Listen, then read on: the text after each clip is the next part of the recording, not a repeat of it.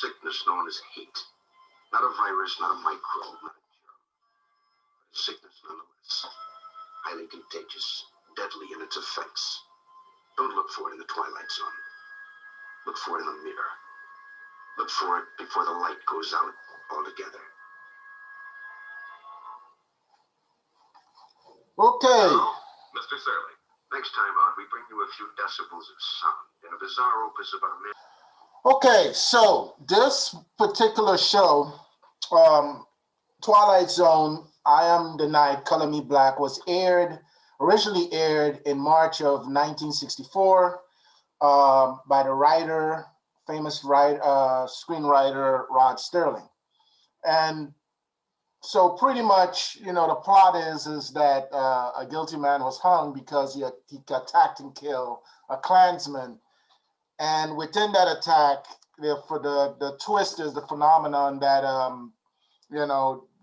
all around the world, other places went dark. The world began to get dark because of pretty much of the hate and the hatred that most people have on the earth. Me personally, this one particular episode, I've seen all the Twilight Zone episodes, when I was a kid growing up. This one and The Obsolete Man are my two top favorite of all time. The Obsolete Man, I think I'll talk about that. It's not really, Obsolete Man wasn't an episode about racism. It was pretty much an episode about how a state and a society, very, very good, was clever, a state and society, how they made people as just nothing. And the twist is pretty good. But now let's talk. I want to hear your thoughts on what you think and how it relates to and how to pretty much remove racism in our lives. I mean, just by watching this alone, this film, this particular film, you could take anything that is going on today in America and the world and put it in that film. Police brutality, hatred. I mean, anything. And I'm sorry again. I apologize that I downloaded off of YouTube, but I apologize it was stopping and everything. But I really highly recommend you go watch it. It is one of the best commentaries Ross Sterling ever did. Normally at the end he said, you'll find the Twilight Zone and stuff. He was like, nope, you gotta look in the mirror for this one. So what do you think? Your thoughts?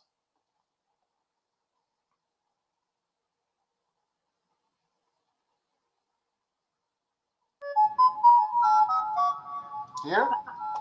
Okay, I don't know who else is present because I'm the only one whose screen I can see, you and me. Yes, The others, there are like yeah. three other people. They have their pictures up. Right. But I don't know if they want to talk or not. They're not indicating. No, you can go ahead. This is an open forum. You can go ahead. Okay. I mean, I don't want to just assume it's just you and I that are paying attention. So that's what I mean. Well, I agree with it. I think that hatred, first of all, I look at racism and hatreds of these sorts to be a mental illness.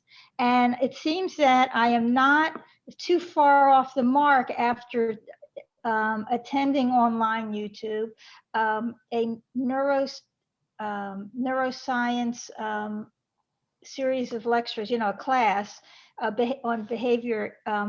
And there seems to be parts of the brain that are affected that you're not necessarily racist or going to murder somebody or do any other antisocial thing, but you have a tendency. And it certainly to me is a mental illness. And I know that I really feel that our planet is riddled with mental illnesses of all different kinds, and that we're all crazy in different ways. I like to say I'm just lucky my crazy is legal. So, because we all have, do weird things. So far I haven't been jailed for mine. I don't kill people and hurt people, and I think I'm quite the opposite that way. So so I'm lucky, and I say it as a joke, but also I am lucky because the things that are different about me are socially acceptable. And I was always one of those people that believed in the death penalty. And, the reason I believed in the death penalty was not so much to punish the offender, but to prevent him or her from repeat offending, because I felt the victim and the potential victims in the future we had to protect them. Then, of course, you hear all these things about, the DNA, and, a lot of people were put to death and they shouldn't be. And then, made me hesitate. And now DNA is coming out again, where now we are more sure. But, then I hear about all the racism, and that there are a lot of DP that goes on in racist areas. And it's mostly the under served populations. And so, there's a lot of things going on. And then there's this professor, Dr. Sapolsky, and he comes in and says, no, nobody should be in jail, because it's all in, you can prove it, that it, they can't help it, So, but the thing is when I deal with people who I feel have mental illness, when I can, I just avoid them. Like, I befriended somebody not too long ago, and she was a little zany and everything, and then I realized, no, she's got some really serious problems, and she's above my pay grade. I mean, I just cannot, I'm not a psychiatrist, so I can't deal with her. But we can't always do that with racism. We can't say, someone's got a gun, pointing a gun to us, and they're going to shoot at us because we're the wrong race. We can't just put the gun down, walking away. You wish you could do that. Oh. So it's a very complex sort of thing. So when I see this, and the solution with Rod Serling to say, okay, the world turns black, and it's just going to hurt us more and more. I can see this. And we really, there's a saying that says, if you want to know what a country is like, see how they treat their okay, so that, like, see how they treat their prisoners and they're poor. Yes, all these. Okay, so knowing that, I said, but when people have mental illnesses, they are racist, they're power hungry, they do all these ugly things in the world. And we really need to treat these people like patients. We have to, we can't jail them all up. There's too many of them. We have to cure them, meds or whatever they need, or lobotomies. I don't know what they need. I don't want to say one thing or another, because I know there was a phase where they were doing lobotomies, and that was like the worst thing ever. So, but whatever they need, instead of returning the hate with hate and revenge, which is also what this was about, because here this guy killed somebody and there was a revenge, and regardless of the fact that he was a KK guy, there was still that element of revenge. And so I feel that when we talk about let's get rid of racism, we have to get rid of mental illness.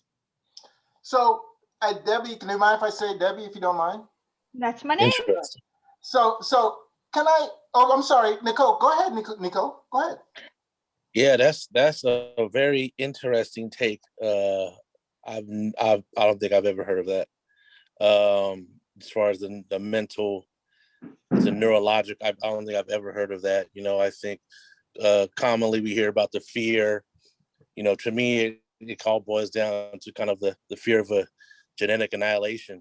Most of the people in this world are have melanin in their skin, which, it's a psychological kind of what you call like trick knowledge, where you reverse it and say you're a minority, when in essence, you're a majority, because most people on this earth are people of color that have melanin in them. So fear is really the basis, in my opinion, of that hate. You can, neurologically, I didn't do that background or that study to say all that, but that's what I would say. But that was interesting. This show, Twilight Zone, I think within context of 1964, I was blown away that this was done in 1964. I didn't really watch this growing up, Starfury. So I was like, I've heard about, Twilight Zone. I might have caught something here or there, but I didn't even realize these type of things were being tackled like on TV. Right. like this. I think that would be like controversial now if you put that on TV. So the fact that that was happening during the 60s and civil rights, and I don't know. And then for them to have someone, obviously I know you through the church, so for them to touch on Christ and God and that was deep. I'm still kind of in my mind right now, kind of just kind of muddling through that. That was a lot. And that there's a lot in there, and I might have to go back and watch that because so many different things were touched. Obviously race was kind of the thing standing out there, but also faith and kind of the overall picture of our existence was, that was a lot for a 30-minute segment. I don't know. I don't know. I'm not really sure what I'm saying. It's just, it was just a lot. There was a lot going on there. You know what I mean? And, the mental health thing, I think that's interesting. It's obviously in our childhood, people weren't necessarily talking as much about mental health as they are now, which is a good thing. But hatred and fear, all that good stuff, I'm sure they absolutely, end up with folks having a lot of mental health issues. But I'll leave it at that. Thank you. And thanks. Okay. Go ahead, Crystal. Okay. Gosh, the mental health thing is a good perspective. And anything you neglect like that, or if you, I guess, worry over something so much, it can cause any of us to have a mental health issue. I mean, things that we can't change and things we try to control, and the way that we see the world and our way of thinking, how it could be better or worse, that can cause anybody to have a mental health issue. Because when you constantly concentrate on something, and I think, like I said, I believe a lot of the underprivileged people of color, whatever, I think a lot of us have mental health issues because of what we see every day and the anguish of not being able to do anything about the situation, no matter how we try. I mean, we can talk until we're blue in the face, but it's a whole lot of thought going into keeping things the way they are.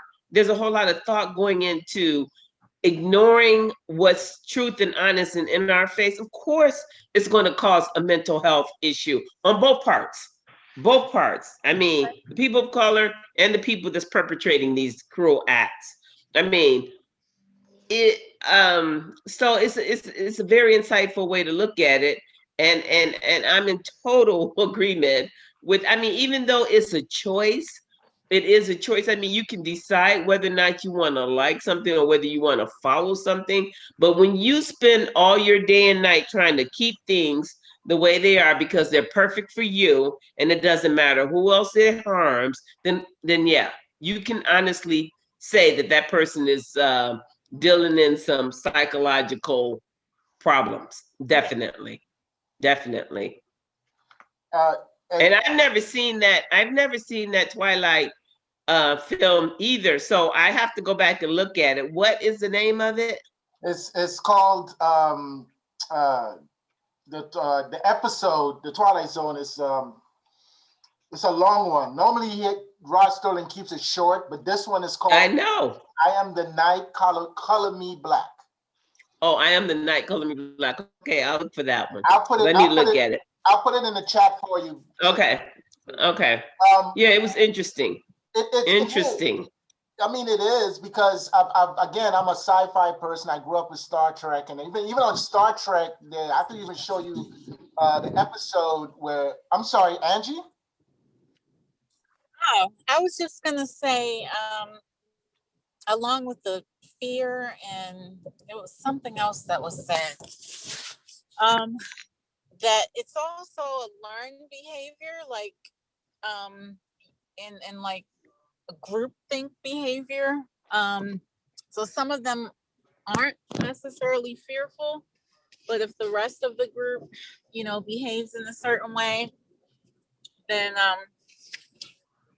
they behave in that way. And yeah, it's systemic, and it's like it's sad to see that it's been like that forever, and it's gonna continue to be like that. But I think now we have a lot more awareness to it, because it seemed like it was really blatant back then, but then it seemed to not be, but it was, always there, just under the seams, just waiting to come out. And there's a lot more attention drawn to it. But yeah, I agree with what was said, but I just wanted to add that.